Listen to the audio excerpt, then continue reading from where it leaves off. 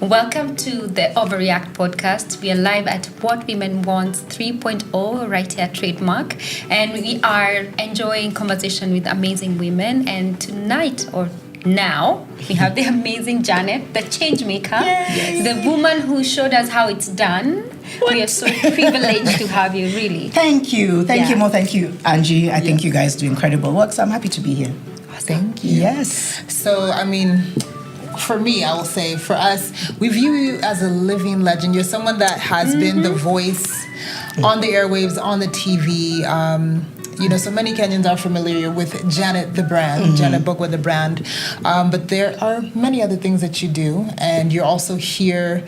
You were moderating one of the key opening sessions today. So tell us who is Janet and also how you're participating in this year's What Women Want Summit. Nice. Thank you guys, first of all. I'm also seeing like legends in the making because I feel like you guys are the current sort of like crop of people who are leading in your industry. So Thank you. Thank you. Oh, Janet, somebody asked me that earlier and I was like, it's easier for me to say media personality because that includes hosting, producing. It's officially Janet Mbugua, which is my personal sort of like online brand.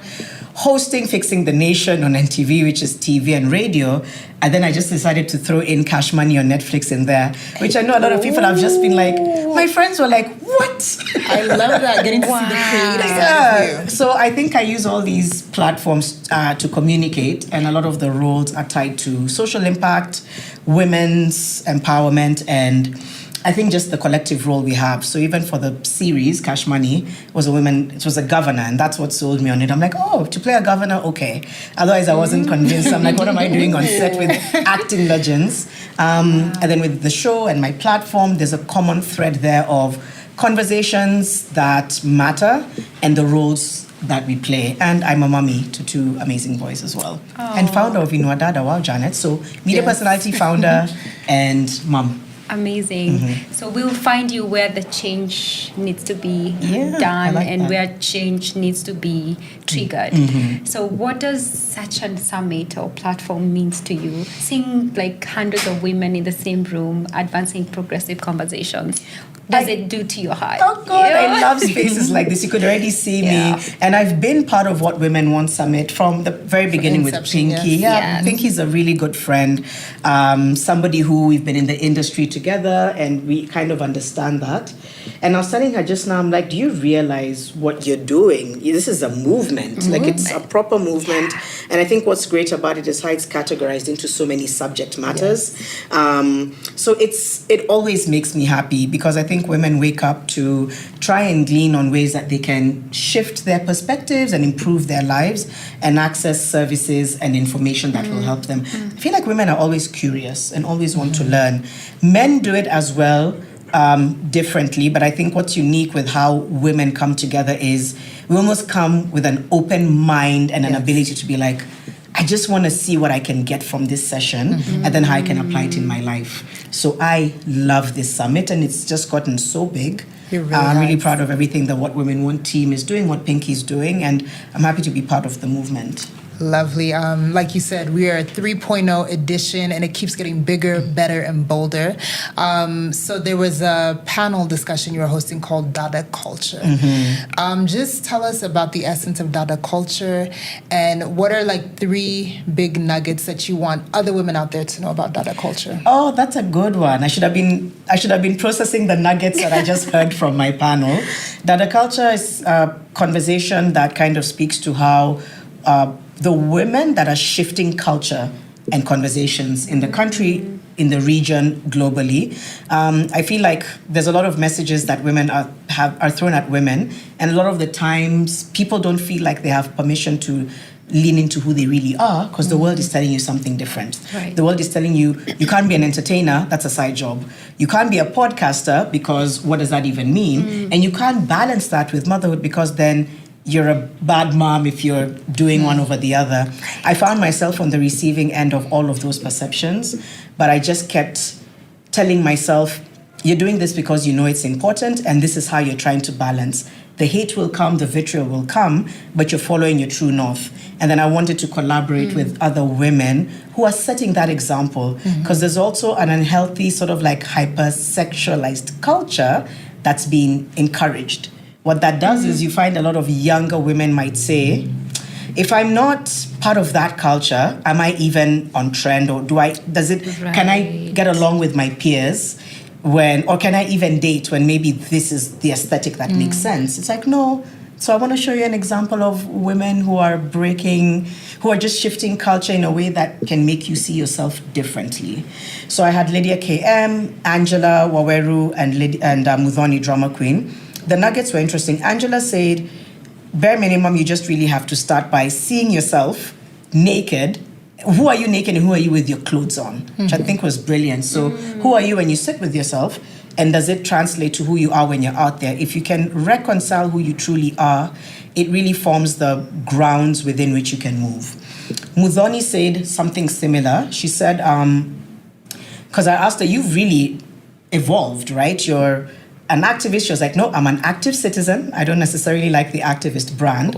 But she said, I'm a creator. And even when I was young, I was always in music and listening and loving music. So even as I was getting all the barriers as I was growing, now you're getting a job, you're in the job market. Oh, that music thing should be a thing on the side. Now you're a mom, whatever it is. She said, no. I was always like, what is the thing within me that I create that never ends, even when everything around me is changing? That's what I'm going to keep. And even when the world around me is changing and shifting, those are not truths. Like you coming and telling me because I'm a woman, ABCD, that's your perception. My perception is the truth and the joy I get from what I do. And then Lydia said, her living her life as a 30-something-year-old who isn't, in a marriage and with a child, is giving permission to other women to say, I don't really have a timeline.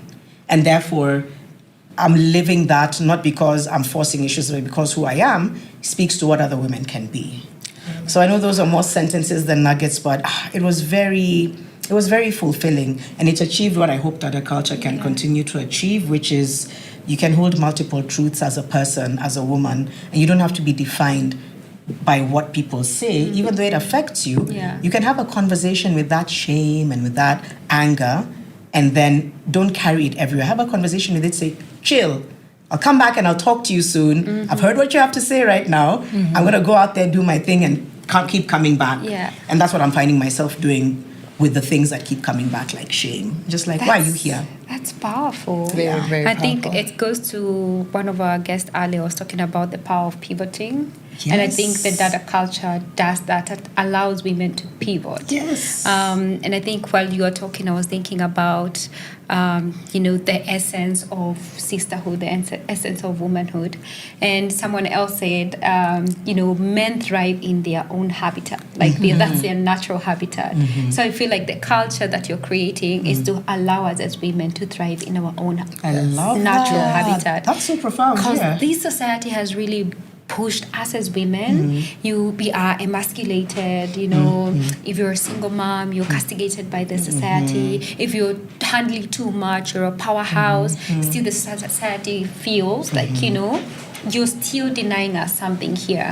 Like you're not full on woman. It's never enough. It's never enough. And no matter what you do, it's never enough. And it's kind of getting worse. And data culture for me is recognizing that there's a lot of vitriol and misogyny against women now, probably more than before, or it's amplified now more. And I kind of just want women to have permission to say, as long as I lean into my passion, I know it'll come with persecution. So how do I navigate persecution, and what are my coping tools? Because persecution comes when you're chasing your passion. I'm sure the two of you can speak to that. Like when I chose my dream, there was some form of persecution, either from friends, family, or community. And you guys have managed to navigate it, or you continue to, but not a lot of people give themselves that permission. So data culture is like, you have permission to recognize that you will be persecuted simply because you're a woman. But you have permission to learn how to navigate that with certain tools and through the voices of those who have really continued to navigate and push through. That's beautiful. Very powerful. One comment that I keep hearing is like living limitlessly, like having no boundaries in how you define yourself. How do you continue to walk in your authentic self? What is it that you do to kind of, of course, society will have the self-fulfilling prophecy. This is who Janet should be. What is that one thing you do to continue to walk in your authentic voice? That's a really good question. I think one of the things I had to ask myself is, what do I love and what's sustainable? Because for me, my bandwidth is always, I'm like, I've really stretched myself over the years and I've loved it. But the more I go along, the more I've given myself permission to say who I am to somebody might be, oh, this is who Janet is and what she does. But I'm also giving myself permission to step back when I need to, pour into myself in a way that may not make sense to somebody else, because I do have to sustain my bandwidth as somebody who is passionate about issues in this country and in the world. Also to sustain my bandwidth to raise my kids and to still find room to thrive in all that. And I realized I just cannot continue to stretch things. So I live in my authenticity because I say, that's what people think. What do I think? What do I believe? What do I know? And how can I find, if I need to, a middle ground while still really protecting my bandwidth and my truth and my strength? That's what's allowed me, and that's what allows me to keep moving in the world. I'm just like, now I'm like, I don't have to be at every single thing, or it's okay for me to pour into myself and to take time out if I need to take time out. And that's something that's more and more really informing the decisions I make. Amazing. Off air, we were talking about the first time I heard you talk about intentional transition. I think that was 2023, and seeing you live in your transition, but also when you're talking about, the years you've given to the grind. Yet when you look back, you're like, what facets of Janet am I seeing in the grind? Or how much of me did I remove in that, rat race, trying to prove for the society?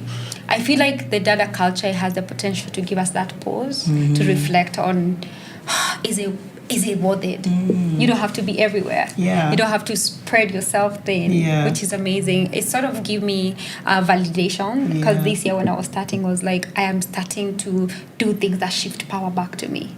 Oh, that's really powerful. Reclaim your power. Reclaim your power. Like, if it doesn't shift power back to me, it doesn't need to exist in my life. And it's so important that you've come to that recognition, because some might deem that as selfish. And I think those are the narratives that women have been fed, is like, what do you mean pouring into me and wellness? And I'm like, how else do you want me to exist? So we're kind of forced to wear many hats, and we feel the pressure to carry all of them.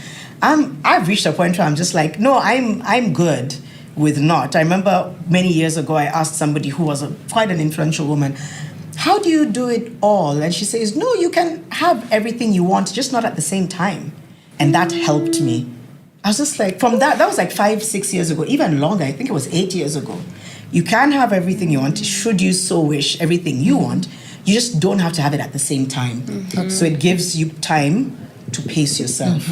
Society feeds us this viral factor of, you have to be an overnight, you have to constantly have 1,000,001 likes. I'm like, why? Everything is on demand. Everything is on demand. It's like, once we take that load off and say, have I woken up today and walked in my purpose? Yeah, okay, I have. Have I chosen today to pour into myself? Have I chosen today to root myself back in my faith? I think all of those things add up to build who you are.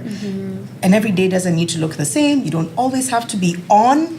Which I have to tell myself, sis, you don't always have to be on. So I'm firmly in my era of, you don't always have to be on. When you are, give it your best. And when you're not, choose how to separate when you can pour into yourself and pour into others around you.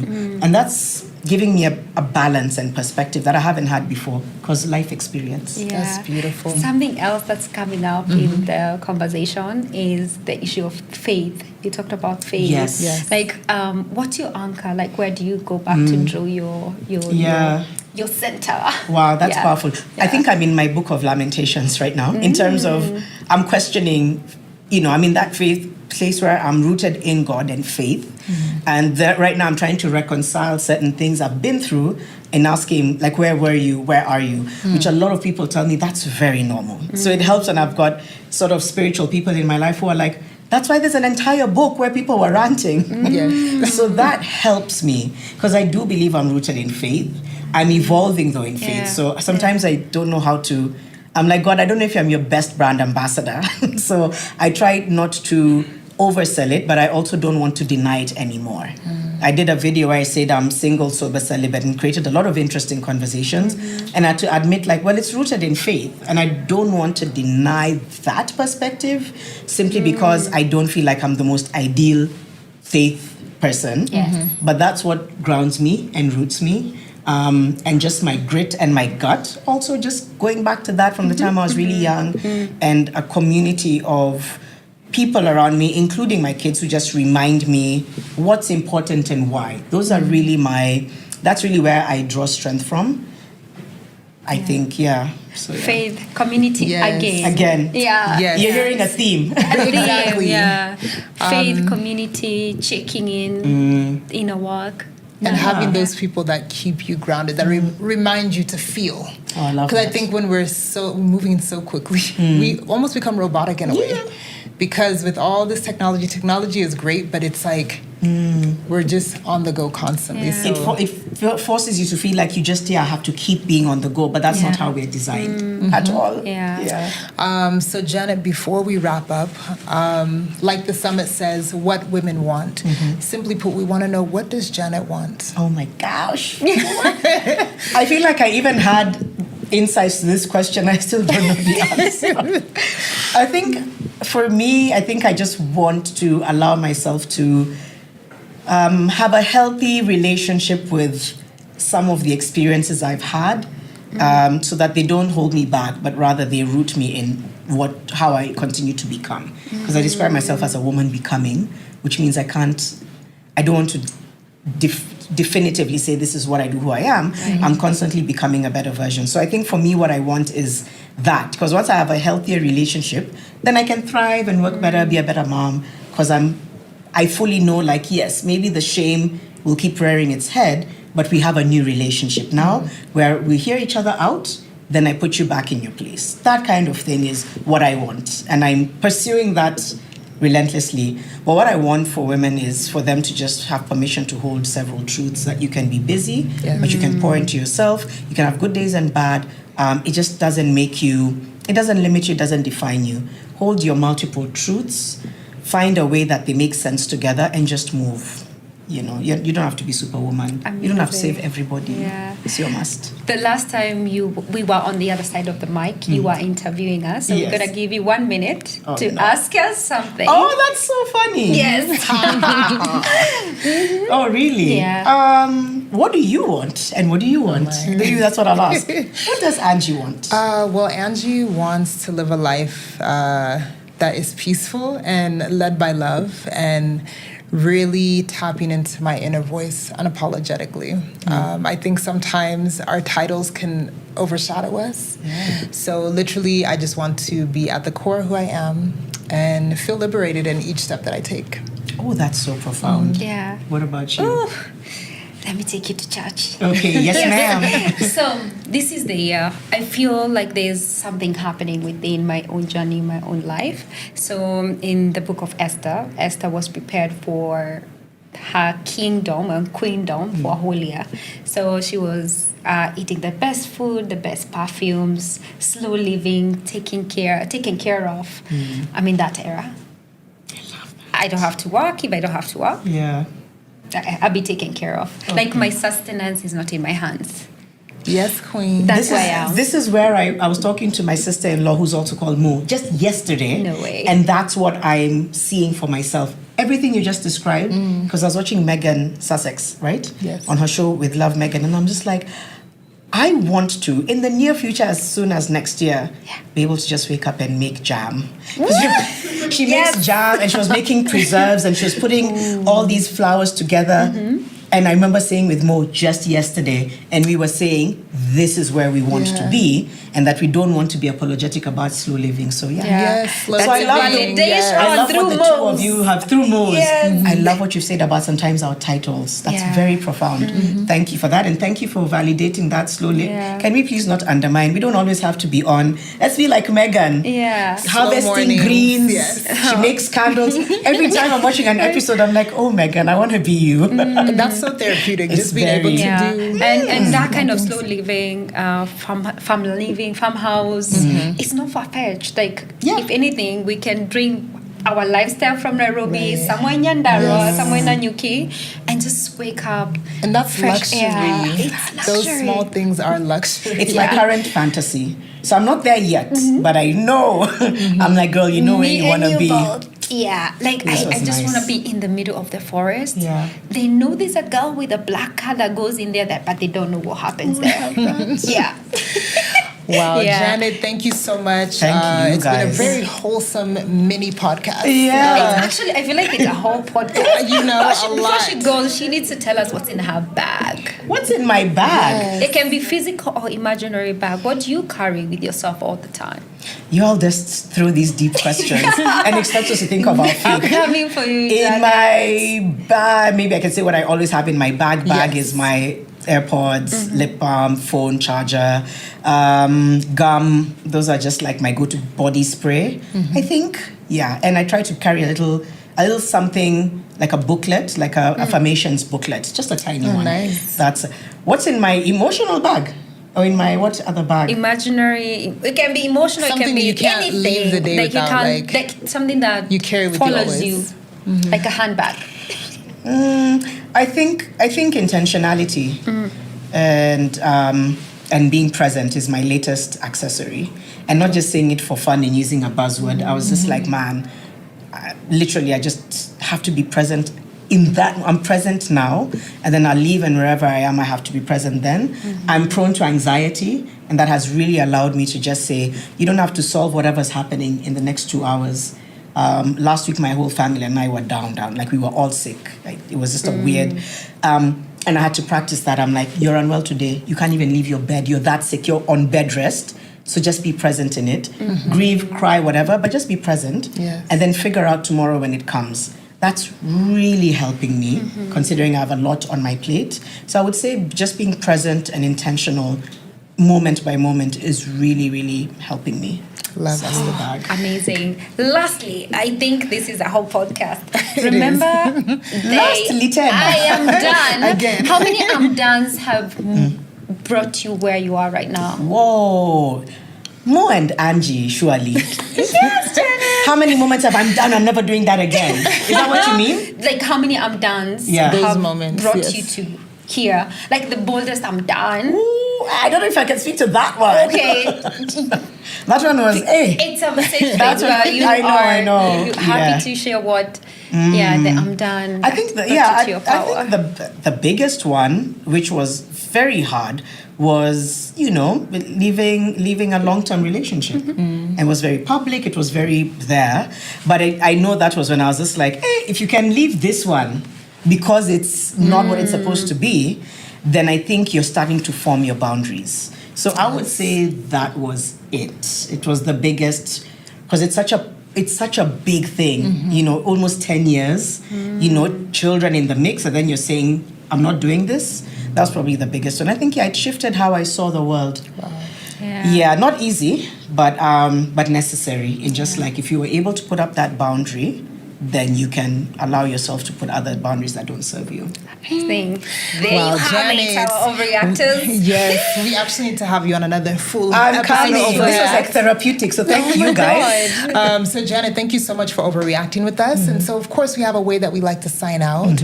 So we're just gonna say let's, and you're gonna say overreact. Okay. All right. Yes. Okay. So ladies, let's Overreact.